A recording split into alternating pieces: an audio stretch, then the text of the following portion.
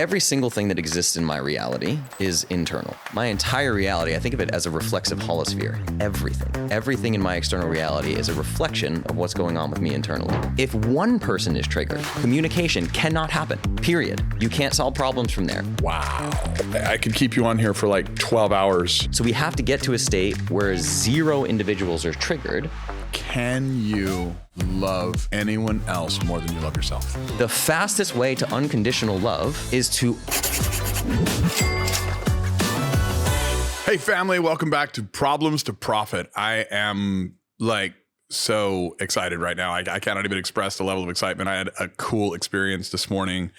I walked into a group of powerful men. Like I think I'm a pretty masculine dude. I like to think that I can take on a room and get up, talk shit, like be known. And I'm in this group of some men that I would say like I had a little imposter syndrome going and sitting next to him, and it wound up being 6 men the total. I was one of them, but all of them power, like all of them straight, dominant, masculine, except one. Okay, there's this one guy, and he had like this kind of calm peace. I don't want to call it a feminine, but it was a balance. I mean, it was pure polarity. It was a balance between the masculine and the feminine, and all these guys, just intense, tens, men of men, within 5 minutes of me sitting down, including me, were owned by this beautiful man that we're going to get to talk to today.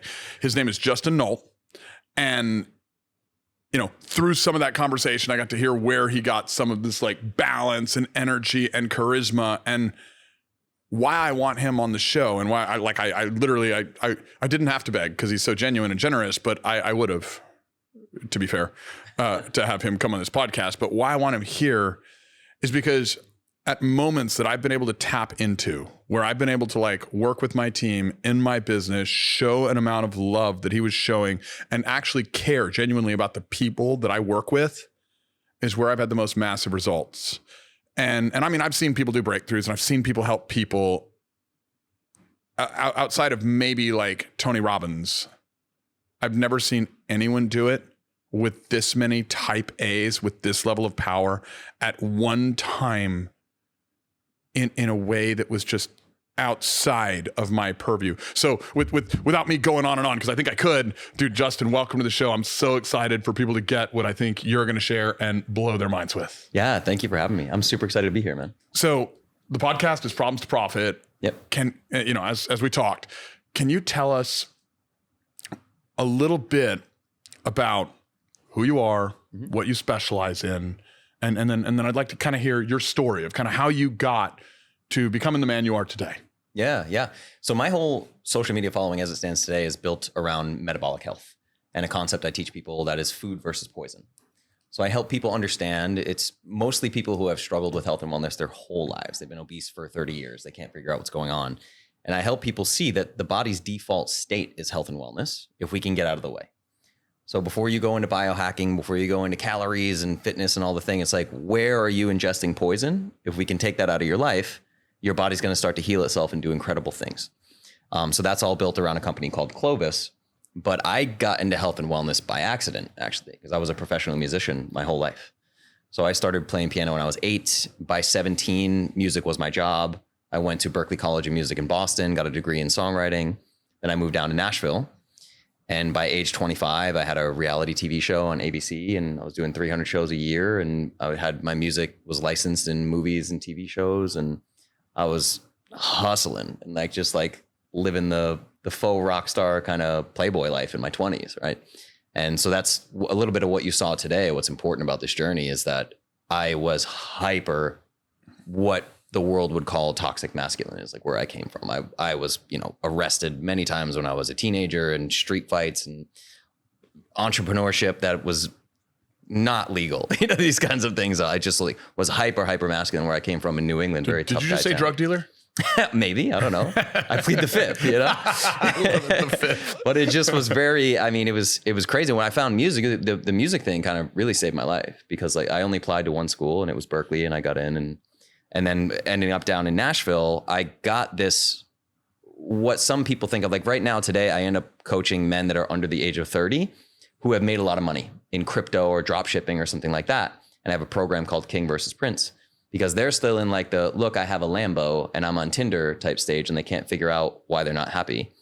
And I get to explain to them, like, listen, you can go down that hallway of like hooking up with as many people as you can. I lived that. I could get off stage. Hi, I'm the guy from the stage, and I can have whatever experience I want to have with anybody that I want to have it with. And it's very, very empty. So it was in my late 20s where I was like, I don't like this industry. I don't like being here. The reality TV show experience, I hated it. I didn't like any aspect of it. It wasn't fun. I was like, I don't know why I'm doing this. Like, I don't like this anymore. 300 shows a year, totally burnt out. But I was always obsessed with fitness. I was a hockey player. I was a kid. Like, I'm a purple belt in jiu-jitsu. I deadlifting 425 pounds. I was a boxer in college. Like, I just was obsessed with the fitness side. And I started to learn about nutrition. I feel bad for the guys that fought you. Yeah. It was, I was skilled in that, in those places for sure, you know? But, so as I was learning about nutrition, just sort of as a hobby, like universally at the same time in my late 20s, my niece was born terminally disabled. She was having over 300 seizures a day. She was put in the pediatric ICU immediately. And within the first few weeks, they ran like $1 million in testing on her. Like, we cannot figure out what's wrong with this child. But she was having seizures. The only thing they know how to do is treat epileptic seizures. So in the medical community, they do that with a ketogenic diet. That's what keto is used for in medicine, is like prevention of seizures. The Charlie Foundation helps children with seizures. And they put Savannah on a G-tube, which is kind of a death sentence. Like, they drill a hole in her stomach. She's fed through a tube. And they were feeding her a ketogenic baby formula called Keto Cal, which I realized very quickly was toxic sludge. It was high fat, low carb, which is keto, but it was like hydrogenated vegetable oils and artificial ingredients and synthetic vitamins that are not usable by the body. A lot of like really gnarly stuff. I brought that to the attention of the neurologist. He told me that he has never checked those ingredients and never thought to. And I ended up working on this paleo superfood powder in my kitchen with food dehydrators and food processors that became a baby formula that we fed to Savannah through her G-tube. And then I added a bunch of protein to it, started selling it to CrossFitters. That was how I initially got into e-commerce with a product called the Perfect Paleo Powder. And then through the experience with Savannah, I call it like my red pill moment of like, mainstream medicine is horrific. And I started sharing this online, going live on Facebook and teaching people what I learned about mainstream medicine. I started studying biochemistry and biology. And that was, Savannah was born 10 years ago. And now it's, the followers that I have on social, and I've run thousands of people through my programs and have amazing communities. And it was really just, I was really angry. I was angry, and I was willing to take this thing on head on. And, it's interesting now with the Make America Healthy Again movement. It's like, 10 years ago, I was on the mountaintop taking the arrows, and everybody was like, you're crazy. There's no corruption in food and science and blah, blah, blah. And I was like really hammering it. It's good to see people waking up and at least having the discussion. I don't know where it's going to go, but I love the discussion has begun. Exactly. So, and I want to make sure I'm hearing this right, because this is a beautiful story, by the way. Thank you. Thanks. You were basically faced with a situation where Savannah might have died. For sure. Had they continued feeding her this. Possibly. Yeah. So the system could have killed somebody you loved. And you made a decision, you made a choice to kind of go find a way to fight through it and create something that very well could have been the thing that saved her life. Possibly. Yeah. Yeah. I guess it's one of those things I'll never really know, but they prep you for it. Her life expectancy was less than 3 years. Savannah is now 10 years old, but I mean, and always the follow-up is always, how is she? And I mean, she's considered 100% disabled.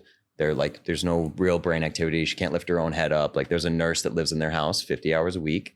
And, she's still fed through a tube, and she's in a wheelchair and all these things, but I don't know. I can't pretend to know how she got to 10, but. Wow. How did that affect you, or it may still be affecting you as you were going through some of those trials and challenges? And is that part of what like kind of brought you to the person you were today? Because it sounds like you were a fighter, a plead the fifther. Yeah.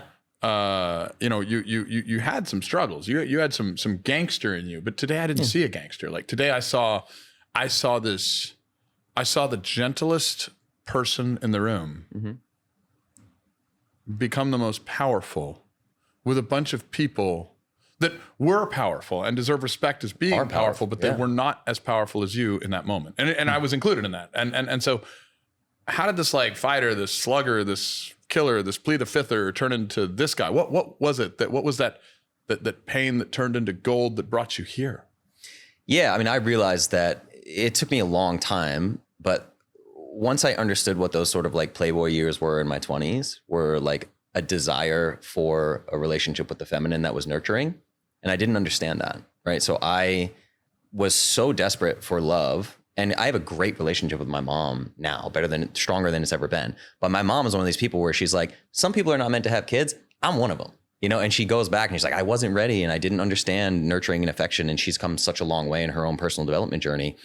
But I just was desperate for external validation is what it was. And at 8 years old, I started playing piano and people were like, this kid's a phenom. He's the next Billy Joel. He's the next Elton John. And if I look at, I've now done Jungian depth psychology and I look at the ego versus shadow, being a big charismatic performer and being talented is very much in my ego, right? Being a wallflower, being quiet, it's in my shadow, right? So I learned this is how I get love. The things that get us more love as children, because love means survival. Lack of love means death because you're dependent on your family for everything. I need food, shelter, safety, all these things, right? So I became this big, giant, charismatic performer all through high school. 15 years old, I started a clothing line, was selling out of my locker, making like $1,500 a month selling clothes, playing on stage, all this stuff, right? So I just did more of that. And it wasn't until my late 20s where I was drunk 6 nights a week and playing 300 shows a year and going to bed at 6 o'clock in the morning. And I had a kind of dating situation with this girl. And I told her, like, listen, I'll spend as much time with you as you want to spend with me, but I'm never going to be your boyfriend. And a few months later, she wanted me to be her boyfriend, got very upset. And she gave me a book by Donald Miller called Scary Close. She's like, you should read this. And I read this book and I was like, oh, I'm incapable of intimate relationships. I did not have a men's group. Out of the question for me, dude. I was just like, if I have a problem, I'm just going to handle it. And I will overpower people and I will be very alpha. Like I remember when I was a musician, any friends I had who were women, like their husbands, their boyfriends, whatever, they hated me. They hated being around me because I was still a powerful guy, but not in a loving way. We're just like, no, I'm the motherfucker. That's me, right? I'm the performer. I'm the this, I'm the that. But I'm home, I'm alone, I'm recharged. I was like always alone, no depth of intimacy in my relationships. And I was like, this side, the way this thing is going is not serving me. So I did a hard pendulum swing. First psychedelic I ever did was I went out to Peru and did ayahuasca in the jungle. I'd never tried anything else before. Was that a turning point? Was that a massive turning point? Okay. I came home. I remember coming home from that. I got out of a toxic relationship I was in. I was at a CrossFit gym doing thrusters for time. And I like put the bar on the ground and I was like, this is not good for me. And I walked out of the CrossFit gym and I never went back. So psychedelics and, different, I guess we can call them medicines. We can call them drugs. We can use whatever nomenclature that society wants, but they're becoming mainstream. They're becoming a topic. Exactly. And it's funny because I've been to several masterminds and it was really, I'd heard of mushrooms, I'd heard of acid in high school, but I hadn't ever tried it there. But like when I go to some of these masterminds and groups, like it's a fairly mainstream conversation. Mm-hmm. Do you think that is kind of making a place in the entrepreneurial world? Yeah, I do. I think that psychedelics are a tool. Every single thing that exists in my reality is internal. My entire reality, I think of it as a reflexive holosphere. Everything in my external reality is a reflection of what's going on with me internally. So I don't think of psychedelics as like a panacea where like, this is great for everybody. Like, I think if you're like an egotistical narcissist, let's say, and you go do psychedelics, you may come out and start the Nexium cult, and become this thing. It's like psychedelics are not automatically good. Okay. So I actually think it was the combination for me of psychedelics, somatic work. I did a lot of somatic work to be able to access my emotions. And what I do with men now, because of my background that I just explained to you, I use rage as a side door. It's very easy for me to get men to access rage. And like, I'm the alpha dominant martial arts guy, right? Like I can pull that out of people. I can get the scary masculine rage out of you. And then 10 minutes later, after we do a rage exercise, now you're a puddle and you're crying on the ground and you want your mommy and you're trying to figure out what the fuck is going on. How is this happening? Why am I crying? Like you said with the energy work, sometimes you're like, what is this? Where is this coming from? And I'm helping men access these deeper points because the whole masculine journey is like very intellectual. Because we have to be providers, we have to be protectors, we have to solve problems. How many times you hear it in a romantic relationship where the feminine, and I'm going to use terms masculine, feminine, because even these polarities, they exist in any relationship with any gender, with any combination of two humans. The masculine feminine polarity is there. As we go into it, because I've heard it so many ways, and I think society is confused on this, and I have my own hypothesis, but I'd love to hear your framework. I think a lot of people hear masculine and they think male, and they hear feminine and they think female. Exactly. Can you kind of dive into what does masculine and feminine mean, so that as we're diving through, like listeners can get a context for? Well, so the one thing that people can't get confused about biologically is you have a mom and you have a dad.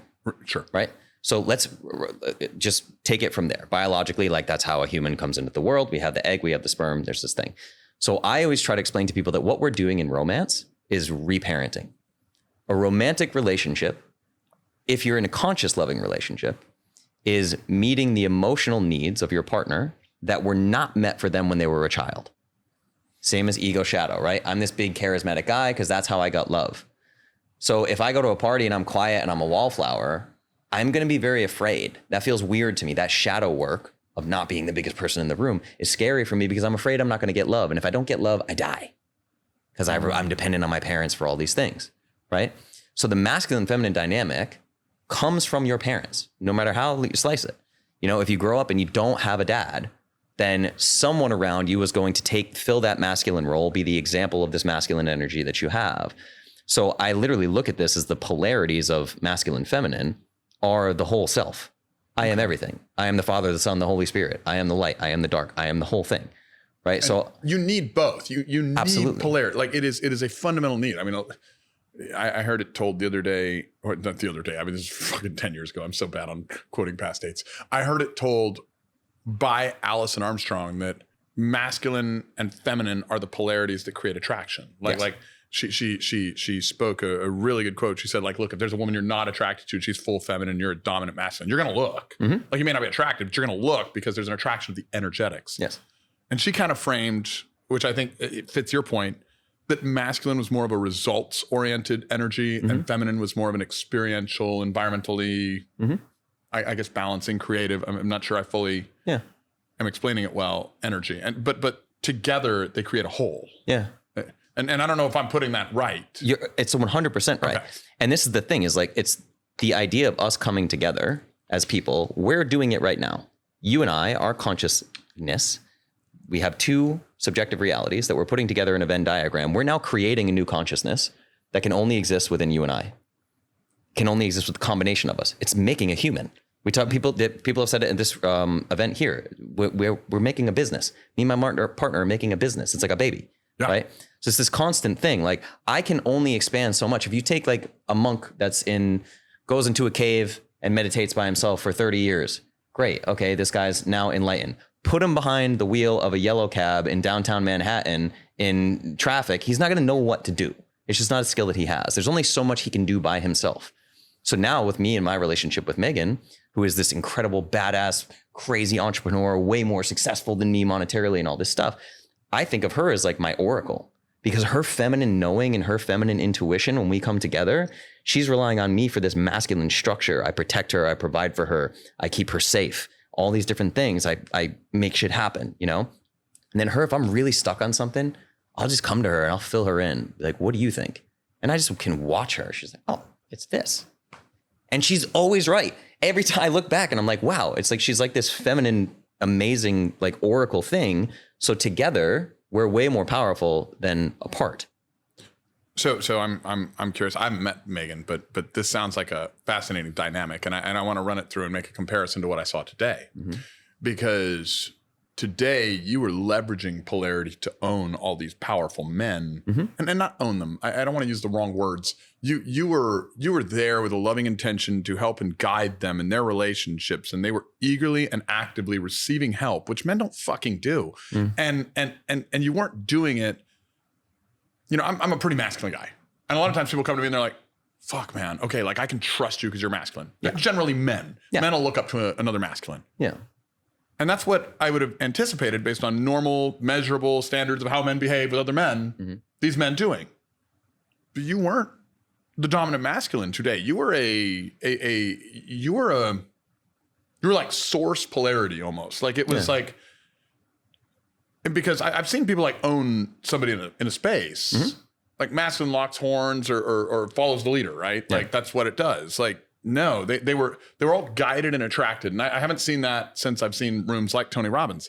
But then I hear you talking about Megan, and I think of like men and women, and I find men and women fascinating. And I've done some Alice Armstrong's work, and I love her stuff. I took her work and I started pulling it into the business world to kind of leverage the benefits of the genders in business. And not meeting Megan, but hearing that she's like this wildly successful entrepreneur. Women are born all feminine, but then they're conditioned and they learn they're masculine, right? For sure. And I would assume, this is my hypothesis without meeting your bride, that Megan might be relatively masculine.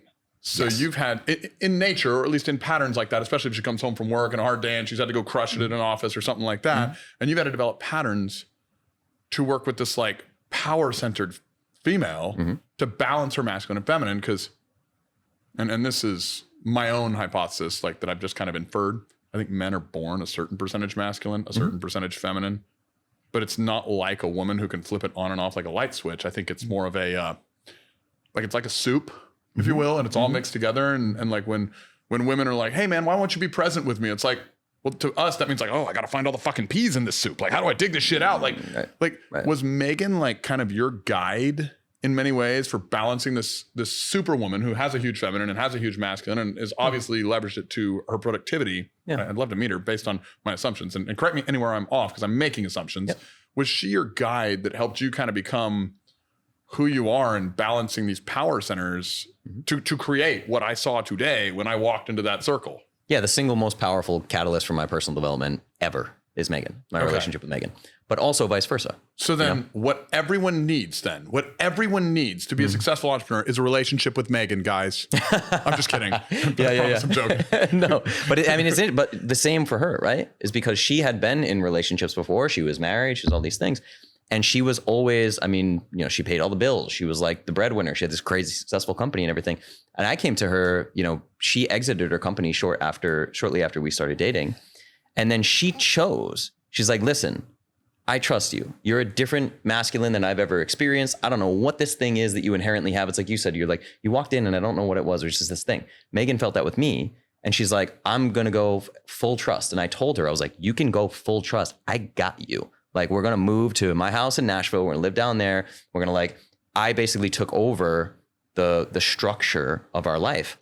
And it was very hard for her. It was like tremendous shadow work for her to kind of like let those reins go. And even now, right? Like she's home and she's like, she was supposed to be here and everything. And now I'm here, I'm doing the thing. She trusts me. I'm out in the world doing these things. So she wasn't able to fully surrender into her feminine until she had the polarity of me there as the structure and holding that for her. I wasn't able to fully surrender into my feminine and allow myself to be nurtured and find the emotional depth of like, I can cry in this woman's lap. I've never cried in a partner's lap. Never. I'm 38 years old. I had never done that at all. Like I wouldn't live with my girlfriends, nothing. It was just like, this is like, my emotions are walled off, period. So both she and I was able to actually access my feminine through Megan, which made me more masculine. And she was able to access her feminine through me, and her masculine became stronger. Her feminine became stronger, because I find that like, especially like heterosexual women who have a very overdeveloped masculine because they're forced to operate in the patriarchy, at its core, they're still feminine. So their masculine is kind of like an angry frat boy who's just like puffing out his chest and like, I can do the thing. I love this so much because we're going to trigger so many people with this, but it's true. Like if you're getting triggered right now, guys, like just remember, if it's the truth that triggers you, you're fucked. So maybe pay attention. Let's go all the way through here because this is gold. Yeah. And if we take that through all the way, right? Like as Megan will say, Megan knows this. She's like, oh yeah, that may be true. My core is not masculine, but I developed such a strong masculine that most of the time, entrepreneurial events or whatever, Megan's in a room, she's the most masculine one there. Yeah. Even in a room full of men, because she's overdeveloped it to that point. It's her standard. Yeah. So for her to learn to let that go and actually find a masculine that she could trust was huge for her. And for me, I have such mommy wounds that I had to find a feminine that I could trust. And what I shared with the group this morning, right, is like, I'm teaching people how to hold space for their feminine partner and how to express emotions without words, which we can get into, which is super important. I think we should, because that's what you were explaining when I walked in there. And at the office, like this is where you caught me, and you'd already caught a few others. So apparently I was the most dense one, which is normal in most rooms. But you were talking, and it was would you call it nonviolent? Well, I was talking about my dislike of nonviolent communication. So I think that when we get into entrepreneurial spaces, especially when entrepreneurial spaces start to talk about romantic relationships or talk about like even team building and all these things, man, these tools can work. They can be helpful. And they can work in, romantic relationships, but they can work in office relationships. They can work with your mom and dad, your brother, your sister. This tool can work in every relationship, correct? 100%, right. But if you run through nonviolent communication, the book, whatever, you read through that thing, tell me how much heart is in that book. The answer is 0. This is a heady endeavor. It's like, how can I logically empathize with you and understand what you're saying so we can both find value in this? It's just like masculine, solve problems. But it's like communication should not be looked at as a problem. If we go into communication of like, how do I solve this communication problem? We're already in trouble because we're in our head and we're doing the masculine thing of trying to solve the problem. And there are so many women in the world that are like, I'm trying to express myself to my husband. He just hits me with all these solutions and problem solving. We have to drop out of the head and into the heart, which is what I was explaining to these guys is all of us as entrepreneurs, we get taught these things like nonviolent communication, and then we're stuck in these loops, or we're very high powered people and we're very successful and we're telling other people how to change their lives. But at home, we're having fucking problems and we don't know how to fix them. Why isn't all the things that I'm teaching to the world, why isn't it working for me? And I got to get you out of your head to fix that. So, and this is where I want to extract this from you. I want to like create a dose of this and feed it to people because it was so cool. Like I consider myself to be a good communicator. Mm-hmm. And as I was disclosing to you before the show, like I walk in and say there's a conflict. Mm-hmm. My general rule of thumb, based the way I was trained in communication, is to match your states so that we're kind of aligned energies and then de-escalate from there, which I think works at work. Yeah. But it's not always great in my relationship. Yeah. Even though it works, probably because my wife is very pliable and she loves me enough to deal with my bullshit, maybe. Mm-hmm. But what you were explaining when we walked in to all these masculine men that would never take advice from somebody less powerful than them, and you weren't using masculinity or femininity, you were using something else. You were using like a pure polarity. Yeah. To explain, go into what you were sharing about like the way you would have solved the same problem that I would have matched states with as a good communicator. Matching states, right? So I'm going to use matching states and triggered sort of interchangeably here, right? In the rules of communication, the way that I teach them in romance, and again, like I'm working with couples on this. So you can do this with your business partners, you can do it with employees, with whoever, right? If both individuals are triggered, you need to separate. Mm-hmm. And not spend time. You are only going to do damage to this relationship. If one person is triggered, communication cannot happen, period. You can't solve problems from there. You can't plan the future. You cannot do anything with one person that's triggered, right? So we have to get to a state where 0 individuals are triggered. And sometimes this is the next day. You need 24 hours after the space holding that I'm going to talk to you about. If anyone's triggered, no problems are getting solved. Communication's not going to happen. But, you heard this today, a few men said this, where they're like, well, I had to learn to go up to my partner and be like, hey, it's really seeming like you're triggered. How can I help you? The last thing you want to do is tell a triggered person that they're triggered and you're not. That's not going to work, right? It's this blame game thing that you're doing. So before we go into like the space holding thing, what I had shared with the group is we're always taught in traditional therapy, cognitive behavioral therapy, in nonviolent communication, all these different things, share how you're feeling. Everybody does this with words, right? Where I would be like, Preston, when you said X, I was feeling sad. That's not sharing emotions. It's immediately putting my emotions on you as your responsibility, whether we like it or not. The only other person in this communication is you. So if I'm saying I feel X because, it's immediately blame on you. You're the only other person here. Who else's fault is it, right? And we have this story in our heads that that's sharing emotions. It's not. So what I shared with the men downstairs was if I ask someone, tell me how you're feeling, and they say, I'm feeling sad, this person lacks emotional intelligence. If I ask another person who's extremely emotionally intelligent, tell me how you're feeling, and they go, now immediately I know what I'm dealing with. I can match your emotional needs. I can give you exactly what you need. I know you need a hug. I know you need to be held. I know you don't feel like explaining yourself right now.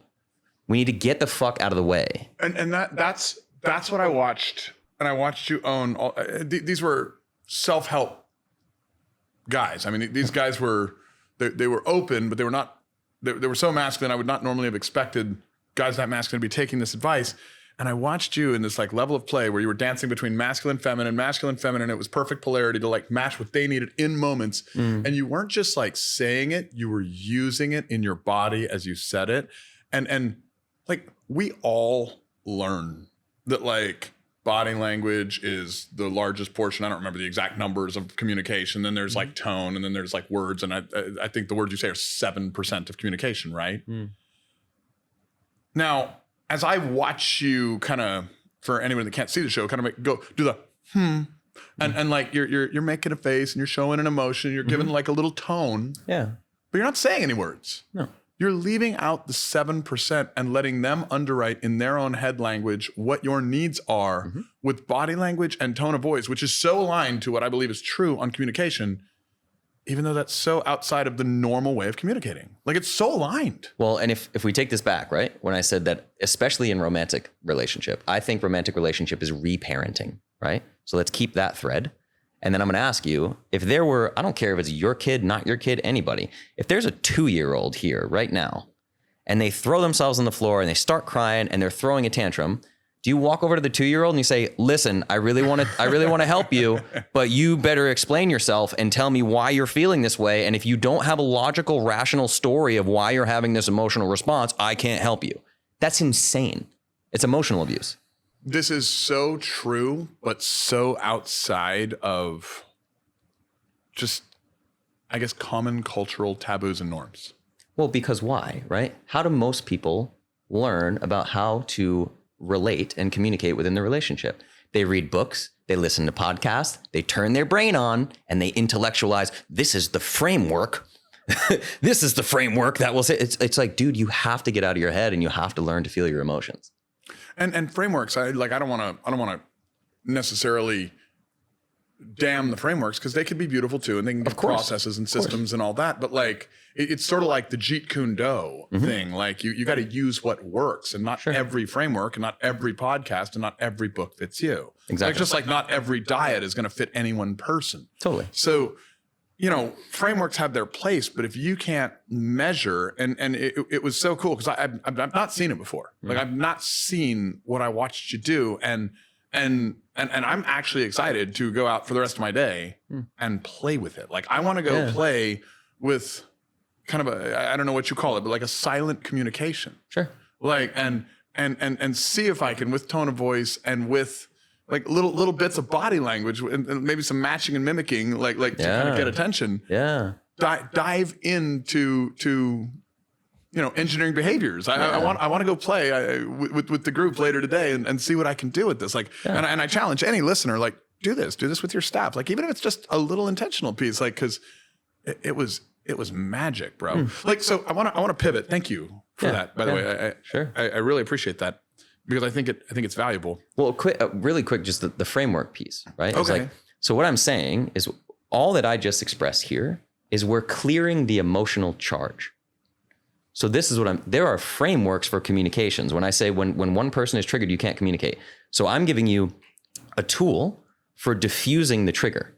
So if I do this with my romantic partner and now she's settled and she feels heard and I'm cuddled up with her and I'm holding her, I love you so much, you're so safe, thank you for sharing that with me.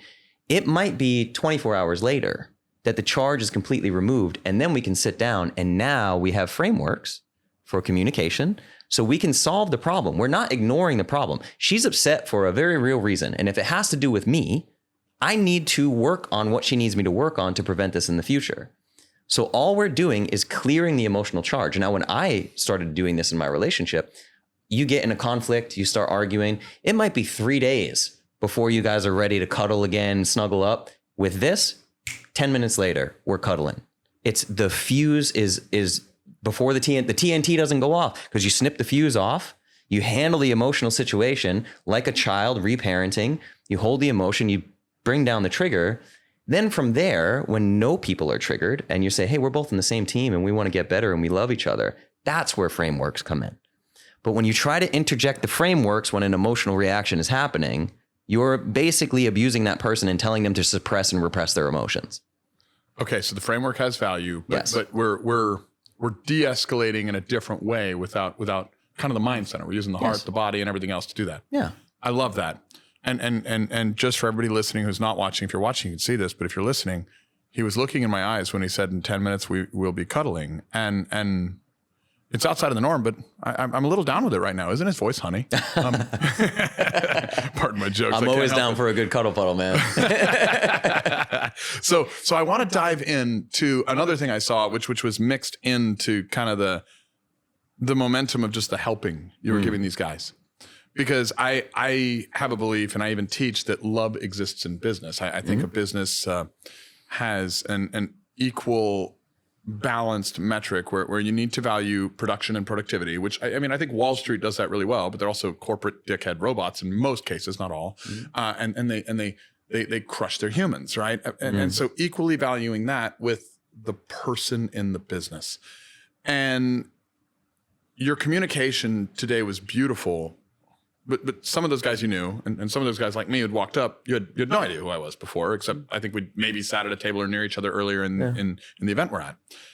And you were demonstrating a level of love and intentionality to help, and you were balancing productivity with each person and their needs so quickly, succinctly, and beautifully. I'd love for, I have a core belief, love is the meaning of life. And I have another core belief that problems are gifts and guides. And I watched you taking their problems and helping them, like genuinely, like with no fucking ego involved, and doing it in a loving way. Like, I'd like you to just kind of go into like, what are your thoughts on love, its place in the world, its place that it could exist in business, without me going deeper into my thoughts, because I'm curious how much we align, and kind of the subject of love and problems as because what I watched was beautiful. Yeah, I mean, for me, it comes down to the skill of unconditional love. That, again, if we go down to parenthood. So now that you've learned this emotional thing, the next time you're in an airport or at Disney World or anywhere where there are a lot of kids, look around and watch how many parent-child interactions are the parent demanding that the child change their emotional state. It's every single one. It's insane. It's like telling kids to stop crying, stop throwing hands, this, that. You're so lucky to be here in Disney World. Don't you know we paid a bunch of money for you to be here? And you're like, this kid doesn't even know what money is conceptually, right? So it's like all this damaging, suppressing, repressing, like the parent's feelings are actually more important than the child's feelings. Justin, I almost need you to pause, and I think the audience might too, because I'm getting triggered over my past behaviors with my own kids. Like that's not just an airport full of others. That's probably an airport full of me and my family too, bro. Yeah. That's probably 100% of guilty people there. Yeah. What is, you kind of said the master skill set of unconditional love. What is unconditional love? I think that's something missing today. Yeah. Unconditional love is, you have to understand that anytime you're judging somebody and their behaviors and you're putting a label on it as good, bad, right, wrong, you are afraid of the reflection that you're getting from the universe, right? So I fundamentally believe, my core philosophy, belief, whatever, is that I am having a conversation with Justin through a mirror named Preston. We are the same thing, fundamentally. I believe that, right? So until I can get firm on my own unconditional love of self, I can't give that to you. So I'm always going to have some kind of agenda when I'm communicating with you, right? That, like you said, if someone comes to you and you just met them and they start coaching you right away, they're not trying to help you. They're trying to validate their own ego that they are important and they have value to bring and they have something to add to the world. It's a selfish act. But if we can remove the idea of selfish being bad, it's not good, bad, right, wrong. It just is. This is a person who wants love and validation. So he makes you believe he's trying to give you love and validation, but he's trying to get the mirror to give him the love and validation that he doesn't know how to ask for. So he forces it on you to get it back. He got a hug later. For sure. Got a hug. There you go. Right? I loved the love and validation. And this was a beautiful, very intelligent human being. For context, guys, like as we were sitting there, as Justin and I and this other group of men was sitting there, another gentleman walks in and I'd made a comment and he immediately, and he's a beautiful guy, he's a brilliant guy too. Great guy. He immediately says, can I give you feedback on that? And he didn't know anything about me. Right. And he did give me brilliant feedback that might have been right in somebody else's circumstance. It wasn't necessarily in mine. But you put it so perfectly about this beautiful man. He was like, he's on fire and he's using a fire hose to put everyone else out. Yeah. And it was fascinating because I've been in that cycle before where I didn't want to hit my own pain. Yeah. So it was just so much easier with some of my self-help knowledge to go help everybody else that I got a little like dose of, I guess, emotional Advil for my problems by helping them. And it continues. So more unconditional love, but like, well, and you're trying to validate your own experience, right? So like, this is a human being, and you and me and all these people, we've put so much work into this, man.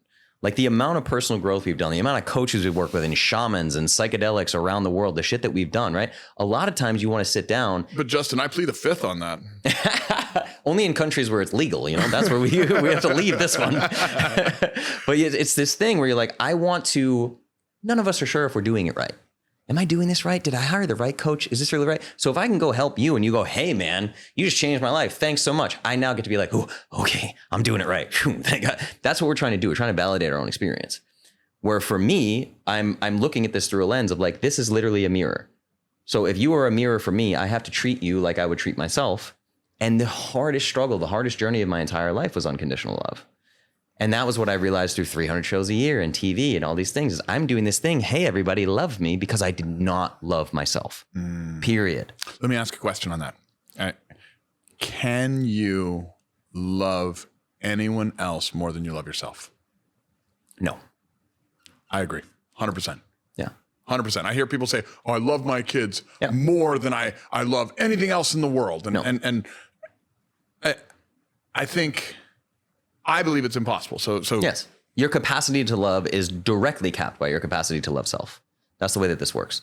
If you ever look into like Ra and the law of one, it is this thing. It's like I fundamentally believe that everybody in this room is me. My personal growth, my unconditional love of self becomes unconditional love of other, period, because everything is a mirror.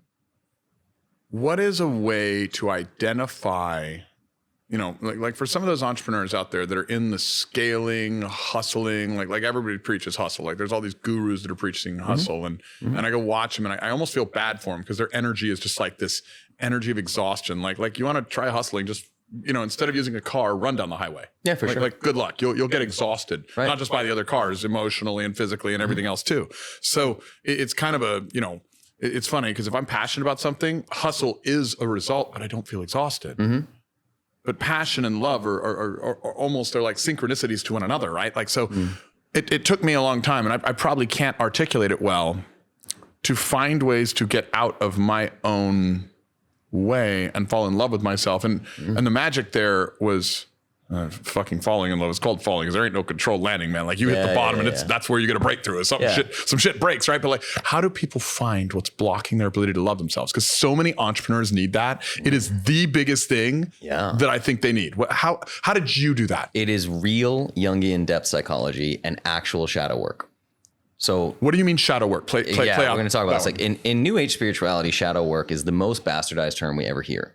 Especially I come from Austin, the land of spiritual gurus, right? And I said this at the table I was at with you, where I'm like, listen, in the land of spiritual gurus, when everything is going great and my life is perfect, I am the ultimate manifester and it's all me because I am God and I create everything. When things are going wrong, I must have been possessed by a dark entity, or I had a narcissistic partner and they really damaged me. They don't want to take responsibility. They will only take responsibility for the good, right? So the unconditional love piece is taking responsibility for everything. And what I mean by shadow work is for every Justin, I sat down at 8 and I played the piano and everyone went crazy. This kid is amazing. Oh my God, wow. For every Justin, there's a million kids who sat down, played the piano. Their dad came over and slapped them and said, your mother's taking a nap. This piano is not for you. Don't touch that. So what's in our ego is what got us love as a kid. What's in our shadow is what takes away love as a kid. Oh, wow. And now we're talking about love. So how do we increase our unconditional love of self? Shadow work. All the things that are in the shadow, right? We tend to only love ourselves for the ego things. Look at how much money I make. Look at my revenue. Look, I was on a TV show, right? It's this thing. I have to love myself when I'm lazy, when I don't get in the cold plunge because I don't fucking feel like it today, when I haven't scaled my business in the last 90 days and there's no growth.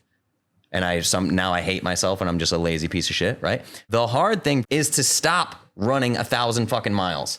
to stop getting out of bed at 5 a.m., to wake up and say, there are my running shoes. I'm supposed to run 100 miles today. My knees are fucking killing me. I have a headache. I don't feel good, but I'm a piece of shit if I don't go run. Does that sound like self-love to you?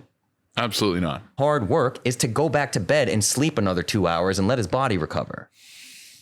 Wow. The fastest way to unconditional love is to unpack all the stories that you have about what makes you valuable and what you, this is why we do more of it in the love. It's why we go make more in the world. It's why we go make more money. It's why we want more real estate, or we want more followers or more leads or whatever. So we can satisfy this desire to love ourselves based on metrics. I'm telling you to go under the surface, the shit that you never show anybody, and love yourself when you're addicted to porn. Love yourself when you're 300 pounds. Love yourself when your company is in the shitter, right? That doesn't mean we accept that place and we don't strive to be better and grow. But if I can better myself from a place of unconditional self-love, the world becomes an abundant playground. If the only reason I'm trying to grow is because I fucking hate myself as I am, I can't keep that charade up forever. I will self-sabotage my businesses. I will have success for a little while and I'll fall apart. I'll have a romantic relationship and I'll go online and I'll say, look at me and my romantic partner. We'll teach you how to be happy too. And pay us for our course, $1,000. We'll teach you how to communicate. 6 months later, we're fucking divorced. These are the self-sabotage patterns that people don't understand because they haven't done the shadow work.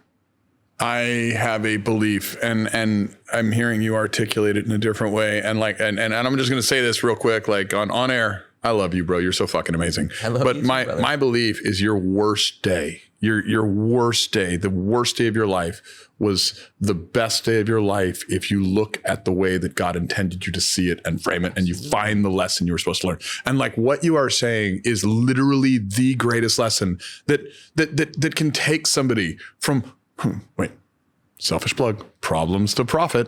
And bro, like, wow, I could keep you on here for like 12 hours. Yeah. And because I think this would just maybe heal the world. I hope millions listen to this episode. Round two, brother. Yeah. But where can people get a daily dose of Justin? Like, where can people go for more of this? Because this is what they need. They don't need MSNBC. They don't need Fox. They need this piece. Yeah. All of my social media is Justin Nault official, and just shoot me a DM and we'll talk about it. Hop on calls with people, whatever, wherever we want to do. But there's one piece I lost. I was going to try to give you something, but I was like, oh, we're now in social media mode. All right. Yeah. Justin Nault official, and just ping me there and I'm happy to connect. Justin Nault, can you spell that out? Yep. JUSTINNAULT official. Justin Nault official on all platforms. Bro. Oh, I remember. I'm going to give you this nugget. Awesome. Okay? It's important. So I was teaching some people this at Burning Man. We had a big group of people at Burning Man this year. And this is something that Megan and I do that I'll share with the world. It will change everything for you. If you want to learn how to unconditionally love self, but it's hard for you to do, like I actually have people stand in the mirror and say, I love you 10 times. It's like very hard for people to do in the beginning, is learning to do that in the world. So Megan and I have a term in our relationship, which is, what do you do when you're having a hard time? And then your partner says, ask for love. And then my partner says to me, Justin, what do you do when you're having a hard time? And I say, ask for love. So in this world of the people that will tell you you're a bitch if you don't hustle, blah, blah, blah. Sometimes, dude, I get out of bed, I walk downstairs and there's Megan and I go, Megan. She goes, what? And I go, I need love. I'm like, listen to my voice, man. Like, listen, I can kill most people with my bare hands, just so we're clear here before I use this voice and anyone's like, look, this guy's a bitch. Like, yeah, you think I'm a bitch? Come talk to me. We'll have a conversation about it. Don't test it. I will literally stand in the kitchen with Megan and I'll be like, I need love. And she's like, you having a hard time? And I'm like, mm-hmm. And she's like, what do you need? And I'm like, can you just tell me that I'm the most handsome man and you're so glad that you chose me and you're so glad that you're my partner and you love me and you believe in my ability to provide for you and you would never choose anyone different and blah, blah, blah. All the things that I'm feeling insecure about, I just brain dump them. And then she looks at me and she goes, yeah. And she holds my face and she says, you're so handsome. I love you so much. I choose you every day. I'm so happy you're my partner. I ask for exactly what I want and I get it. The universe gives it to me. Just ask for love. So powerful. So powerful. Yeah. Right as this ends, bro, I'm asking for a hug. I'm going to tell you, I need a hug. You got it. Bro, thank you so much for doing this. And thank you for adding value to our community. Sure. And I hope you have an amazing day on purpose. Yeah. Thank you for having me, man. It's been a pleasure.